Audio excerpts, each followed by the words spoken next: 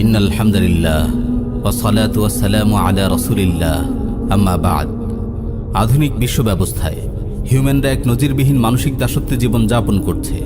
Media এখন এতটাই শক্তিশালী ও সর্বগ্রাসী যে মানুষের চিন্তা চেতনাকে সে ইচ্ছামতো পরিবর্তন করতে পারে।